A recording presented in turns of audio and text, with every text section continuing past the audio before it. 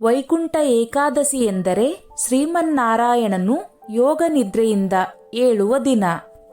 ಅಂದರೆ ದಕ್ಷಿಣಾಯನ ಪ್ರಾರಂಭವಾಗುವಾಗ ಶ್ರೀಮನ್ನಾರಾಯಣನು ಯೋಗ ನಿದ್ರೆಗೆ ಜಾರುತ್ತಾನೆ. ಮತ್ತೆ ಉತ್ತರಾಯಣ ಪ್ರಾರಂಭವಾಗುವ ಸಮಯದಲ್ಲಿ ಶುಕ್ಲಪಕ್ಷದ ಏಕಾದಶಿ ದಿನ ಶ್ರೀಮನ್ನಾರಾಯಣನು ಯೋಗ ನಿದ್ರೆಯಿಂದ ಏಳುತ್ತಾನೆ. ವೈಕುಂಠ ಏಕಾದಶಿಯನ್ನು ಮುಕ್ಕೋಟಿ ಏಕಾದಶಿ ಅಂತನೂ ಕರೆಯುತ್ತಾರೆ. ಆ ದಿನ ವಿಷ್ಣುವಿನ ದರ್ಶನವನ್ನು ಮಾಡಿದರೆ ಸ್ವರ್ಗ ಪ್ರಾಪ್ತಿಯಾಗುತ್ತದೆ. ಈ ಬಾರಿ ಡಿಸೆಂಬರ್ 23ನೇ ತಾರೀಕು ಶನಿವಾರದಂದು ವೈಕುಂಠ ಏಕಾದಶಿಯು ಬಂದಿದೆ. ವೈಕುಂಠ ಏಕಾದಶಿ ದಿನ ವೈಕುಂಠದ ಬಾಗಿಲು ಅಂದರೆ ಸ್ವರ್ಗದ ಬಾಗಿಲು ತೆರೆದಿರುತ್ತದೆ. ಇನ್ನು ಆ ದಿನ ಮಹಾವಿಷ್ಣು ಗರುಡ ವಾಹನದ ಮೇಲೆ 3 ಕೋಟಿ ದೇವತೆಗಳೊಂದಿಗೆ ಭೂಲೋಕಕ್ಕೆ ಇಳಿದು ಬಂದು ಭಕ್ತರಿಗೆ ದರ್ಶನ ನೀಡುತ್ತಾನೆ ಅನ್ನುವ ನಂಬಿಕೆಯಿದೆ. ಹಾಗಾಗಿ ಈ ಏಕಾದಶಿಗೆ ಮುಕ್ಕೋಟಿ ಏಕಾದಶಿ ಎಂಬ ಹೆಸರು ಬಂದಿದೆ. ಈ ಒಂದು ಏಕಾದಶಿ 3 ಕೋಟಿ ಏಕಾದಶಿಗಳಿಗೆ ಸಮವಾದ ಪವಿತ್ರತೆಯನ್ನು ಹೊಂದಿರುವ ಕಾರಣ ಇದಕ್ಕೆ ಮುಕ್ಕೋಟಿ ಏಕಾದಶಿ ಎನ್ನುತ್ತಾರೆ. ಈ ವೈಕುಂಠ ಏಕಾದಶಿ ದಿನ ಹಾಲಾಹಲ ಅಮೃತ ಎರಡೂ ಕೂಡ ಹುಟ್ಟಿದವು. ಈ ದಿನವೇ ಶಿವನು ಹಾಲಾಹಲ ನುಂಗಿದ. ಮಹಾಭಾರತದ ಯುದ್ಧದಲ್ಲಿ ಭಗವದ್ಗೀತೆಯನ್ನು ಕೃಷ್ಣನು ಅರ್ಜುನನಿಗೆ ಇದೇ ದಿನ ಉಪದೇಶಿಸಿದ ಎಂಬ ನಂಬಿಕೆಯಿದೆ. ವರ್ಷದಲ್ಲಿ ಬರುವ ಎಲ್ಲಾ ಏಕಾದಶಿಗಳಿಗಿಂತಲೂ ಈ ವೈಕುಂಠ ಏಕಾದಶಿ ಅತ್ಯಂತ ವಿಶೇಷವಾದದ್ದು.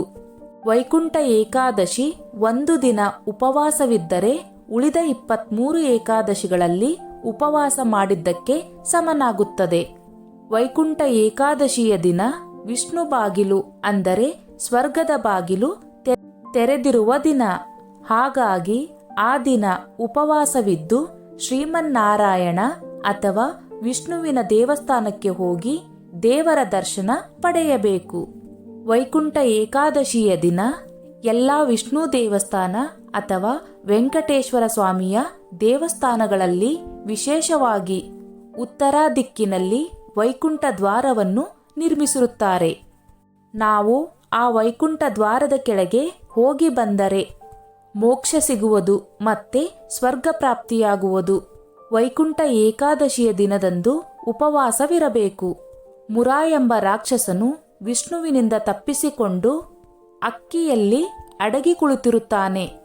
ಆದ್ದರಿಂದ ಆ ದಿನ ಅಕ್ಕಿಯಿಂದ ಮಾಡಿದ ಯಾವುದೇ ಪದಾರ್ಥವನ್ನು ತಿನ್ನಬಾರದು. ಅನ್ನದ ನೈವೇದ್ಯವನ್ನು ದೇವರಿಗೆ ಇಡಬಾರದು. ಒಂದು ವೇಳೆ ಅನ್ನವನ್ನು ತಿಂದರೆ ಹುಳಗಳನ್ನು ತಿಂದಿದ್ದಕ್ಕೆ ಸಮ. ನಕಾರಾತ್ಮಕ ಗುಣಗಳು, ರಾಕ್ಷಸ ಗುಣಗಳು ನಮ್ಮಲ್ಲಿ ಹೆಚ್ಚಾಗುತ್ತವೆ. ಜಡತ್ವ ಉಂಟಾಗುತ್ತದೆ. ವೈಕುಂಠ ಏಕಾದಶಿಯಂದು ನೀವು ವಿಷ್ಣುವಿನ ಮಂತ್ರವನ್ನು ಪಠಣೆ ಮಾಡಬೇಕು. ಇದರಿಂದ ವಿಷ್ಣುವಿನ ಕೃಪೆಗೆ ಪಾತ್ರರಾಗುತ್ತೀರಿ ಹಾಗೂ ಇಷ್ಟಾರ್ಥಗಳು ಸಿದ್ಧಿಯಾಗುತ್ತದೆ.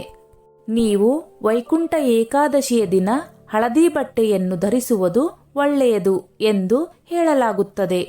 ವಿಷ್ಣುವಿನ ನೆಚ್ಚಿನ ಬಣ್ಣ ಹಳದಿಯಾಗಿರುವುದರಿಂದ ನಿಮ್ಮ ಇಷ್ಟಾರ್ಥಗಳನ್ನು ಈಡೇರಿಸುತ್ತಾನೆ ಎನ್ನಲಾಗುತ್ತದೆ.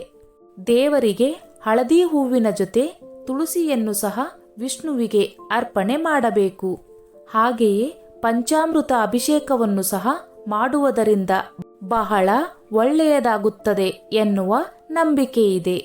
ವೈಕುಂಠ ಏಕಾದಶಿಯ ದಿನ ಅರಳಿ ಮರದ ಬೇರಿಗೆ ನೀರನ್ನು ಅರ್ಪಣೆ ಮಾಡುವುದರಿಂದ ಆಶೀರ್ವಾದ ಸಿಗುತ್ತದೆ ಹಾಗೂ ಕಷ್ಟಗಳು ದೂರವಾಗುತ್ತದೆ ಎನ್ನಲಾಗುತ್ತದೆ.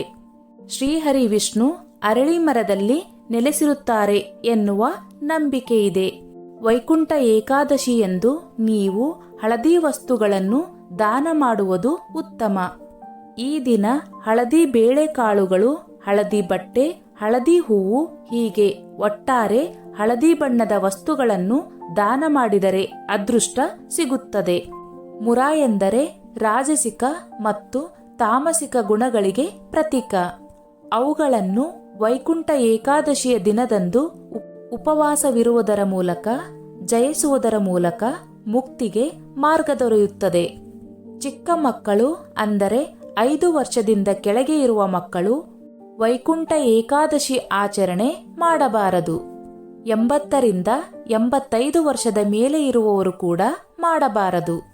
ಗರ್ಭಿಣಿಯರು, ಬಾಣಂತಿಯರು ಕೂಡ ವೈಕುಂಠ ಏಕಾದಶಿ ಆಚರಣೆ ಮಾಡಬಾರದು.